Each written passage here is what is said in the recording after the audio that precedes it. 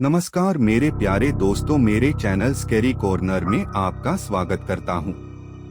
आज की हमारी कहानी एक ऐसे परिवार की है जो खुशियों की खोज में निकले थे, एक नए आशियाने में। लेकिन किस्मत को कुछ और ही मंजूर था। जिस आशियाने को उन्होंने अपना सपनों का घर समझ लिया था, उन्हें क्या पता था वहां जाने के बाद उनके साथ क्या होने वाला था और वहां उनका कौन इंतजार कर रहा है। चलिए सुनते हैं उनकी आप बीती। रोहन और प्रिया अपनी 7 साल की बेटी रिया के साथ शहर के शोर शराबे से दूर सिल्वर ओक्स नाम की एक पुरानी हवेली में शिफ्ट हो रहे थे। हवेली बहुत सस्ती मिली थी, इतनी सस्ती कि रोहन को यकीन ही नहीं हो रहा था। प्रॉपर्टी डीलर ने बताया था कि मालिक को जल्दी में देश छोड़ना पड़ा था, इसलिए वे इसे कौड़ियों के भाव बेच रहे थे। लेकिन उसने यह नहीं बताया कि पिछले मालिक ने देश नहीं बल्कि दुनिया छोड़ दी थी। हवेली दिखने में आलीशान थी, ऊंची छतें, पुराने जमाने की नक्काशीदार लकड़ी के दरवाजे और एक बड़ा सा गार्डन।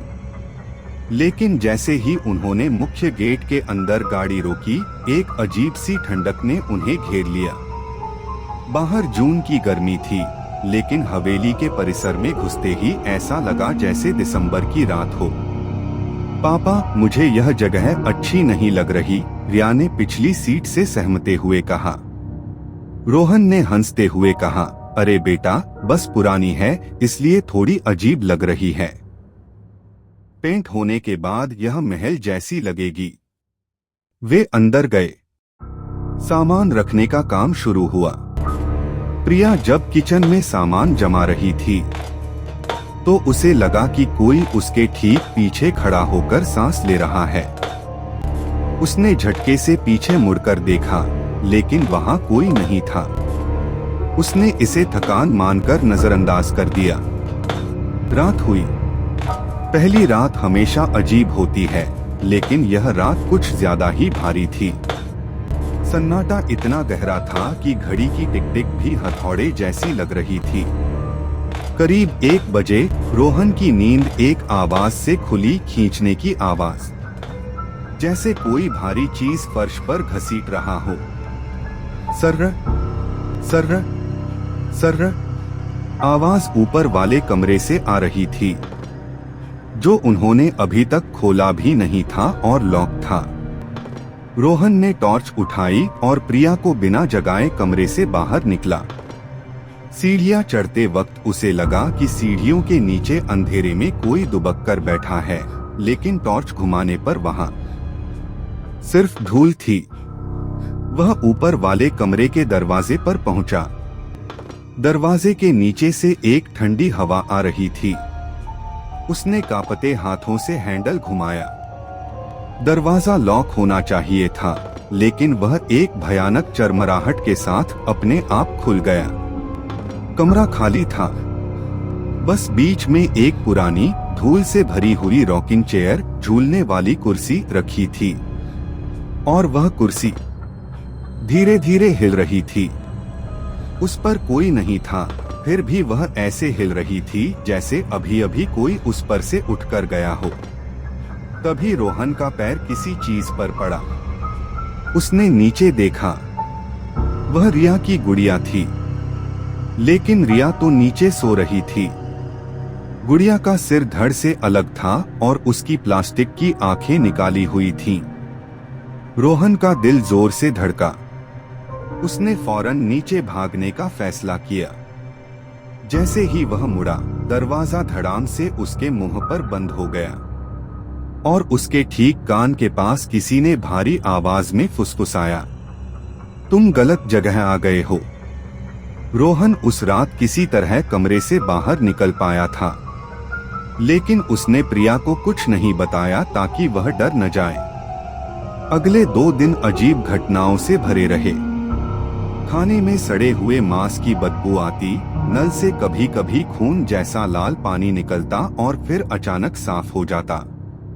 लेकिन सबसे ज्यादा बदलाव रिया में आया था। वह अब चुप चुप रहने लगी थी। वह अक्सर घर के कोने में खड़े होकर दीवार से बातें करती थी। तीसरे दिन की शाम प्रिया ने रिया को सीढ़ियों के पास बैठे देखा। रिया, तुम किससे बात कर रही हो? प्रिया ने पूछा। रिया ने अपनी बड़ी बड़ी आंखों से प्रिया की तरफ देखा और बोली, मम्मी, वो बूढ़ी अम्मा कह रही हैं कि उन्हें भूख लगी है। प्रिया का खून जम गया। कौन बूढ़ी अम्मा? यहाँ कोई नहीं है बेटा। रिया ने खाली हवा की तरफ इशारा किया। वो देखो, आपके ठीक पीछे खड़ी हैं। वो कह रही हैं कि उन्हें आपका खून चाहिए। प्रिया चीख पड़ी और पीछे मुड़ी। वहां कोई नहीं था, लेकिन दीवार पर एक गीला हाथ का निशान था जो धीरे धीरे सूख रहा था। प्रिया घबराकर रोहन के पास भागी। अब रोहन भी समझ चुका था कि यह कोई वहम नहीं है। उन्होंने फैसला किया कि वे आज रात ही यह घर छोड़ देंगे। वे सामान बांधने लगे। बाहर मूसलाधार बारिश हो रही थी और बिजली कड़क रही थी। जैसे ही वे मुख्य दरवाजे की तरफ बढ़े, घर की सारी बत्तियां एक साथ गुल हो गईं। अंधेरा इतना घना था कि हाथ को हाथ नहीं सूझ रहा था। रोहन, टॉर्च जलाओ, प्रिया चिल्लाई। रोहन ने मोबाइल की टॉर्च जलाई। रोशनी पड़ते ही उनकी चीख निकल गई। मुख्य दरवाजे के सामने रास्ता रोके हुए एक काली परछाई खड़ी थी। वह इंसान के आकार की थी, लेकिन उसके पैर नहीं थे। वह हवा में तैर रही थी। उसकी आंखें नहीं थीं, बस दो अंगारे जैसे जलते हुए गड्ढे थे। उस साये ने अपना हाथ उठाया और घर का भारी लकड़ी का दरवाजा अपने आप लॉक हो गया। खिड़कियों के शीशे चटचट करके चटकने लगे। अचानक रिया, जो अभी तक प्रिया का हाथ पकड़े हुई थी, एक झटके से पीछे की तरफ खींची चली गई, जैसे किसी अदृश्य रस्सी ने उसे खींच लिया हो। मम्मी, पापा, रिया चिल्लाते हुए अंधेरे में घसीटी जा रही थी। वह सीढ़ियों की तरफ खींचती जा रही थी, ऊपर उस कमरे की ओर। रोहन और प्रिया उसके पीछे भागे। रिया, लेकिन इससे पहले कि वे उसे पकड़ पाते, रिया ऊपर के अंधेरे में गायब हो गई और ऊपर का दरवाजा जोर से बंद हो गया।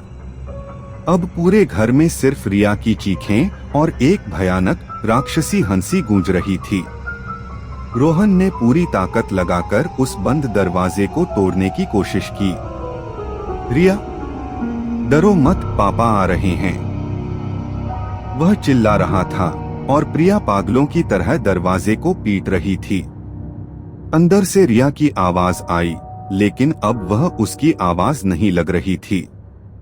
वह आवाज भारी और खुरदरी थी। अब यह हमारी है। रोहन ने पास पड़ा एक भारी लोहे का शोपीस उठाया और पूरी जान लगाकर दरवाजे के लॉक पर दे मारा। एक बार, दो बार और तीसरी बार में लकड़ी टूट गई। दरवाजा खुला। अंदर का नजारा देखकर उनकी रूह कांप गई। रिया हवा में छत से चिपकी हुई थी। उसका शरीर उल्टा था, जैसे कोई छिपकली छत पर रेंग रही हो। उसका सिर 180 डिग्री पूरी तरह पीछे घूमा हुआ था और वह उनकी तरफ देख रही थी। उसके चेहरे की नसें काली पड़ चुकी थीं। तुम्हें जाना होगा। रिया के मुंह से वह राक्षसी आवाज निकली। बदले में एक जान चाहिए। कमरे में रखी चीजें, लैंप, किताबें, कांच के टुकड़े हवा में उड़ने लगे और मिसाइल की तरह रोहन और प्रिया की तरफ आने लगे। रोहन को एक कांच का टुकड़ा कंधे पर लगा, खून बहने लगा। प्रिया, इसे नीचे उतारना होगा, रोहन चिल्लाया। उसने बेड पर चढ़कर रिया को पकड़ने की कोशिश की। जैसे ही उसने रिया का पैर पकड़ा, एक जबरदस्त करंट जैसा झटका उसे लगा और वह दूर जा गिरा। लेकिन प्रिया ने हिम्मत नहीं हारी। उसने अपने गले से हनुमान जी का लॉकेट तोड़ा और रिया के माथे से लगा दिया। जैसे ही लॉकेट रिया की त्वचा से छूटा, एक कान फाड़ देने वाली चीख सुनाई दी। यह चीख रिया की नहीं, उस बुरी आत्मा की थी। कमरे की दीवारों से काला धुआं निकलने लगा। रिया छत से नीचे गिरी। रोहन ने उसे कैच कर लिया। भागो, रोहन चिल्लाया। वे तीनों सीढ़ियों से नीचे भागे। पूरा घर कांप रहा था, जैसे भूकंप आया हो। दीवारों से खून रिसने लगा था। फर्श पर दरारें पड़ रही थीं। वे मुख्य दरवाजे तक पहुंचे, लेकिन वह अभी भी जाम था। प्रिया ने पास पड़ी एक कुर्सी उठाई और खिड़की के कांच पर दे मारी। कांच टूट गया। वे एक एक करके खिड़की से बाहर कीचड़ में कूदे। वे कार में नहीं बैठे, बस गेट की तरफ पागलों की तरह दौड़े। बारिश और कीचड़ में फिसलते हुए वे मेन रोड पर आ गए। उन्होंने पीछे मुड़कर देखा।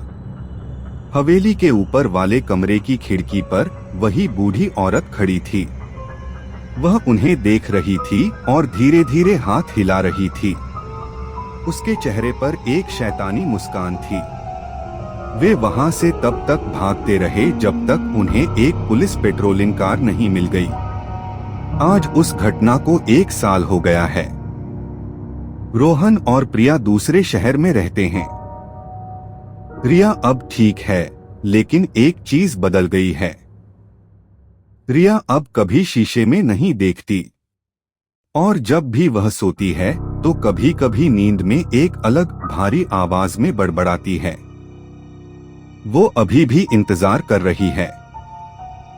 रोहन जानता है कि वे उस घर से तो निकल आए, लेकिन शायद वह घर पूरी तरह से उनके अंदर से नहीं निकला है।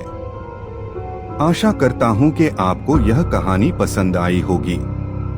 मैं तहे दिल से शुक्रिया अदा करना चाहूंगा कुमारी स्वाति पाल जी का, जो कि हमारी हर कहानी पर अपनी मूल्यवान प्रतिक्रिया देती है। आपका बहुत बहुत आभार। और मेरे सभी सदस्यों का धन्यवाद जो अपना कीमती समय निकालकर कहानी सुनते हैं। मिलते हैं अगली कहानी पर। गणपति बाप्पा मोरया।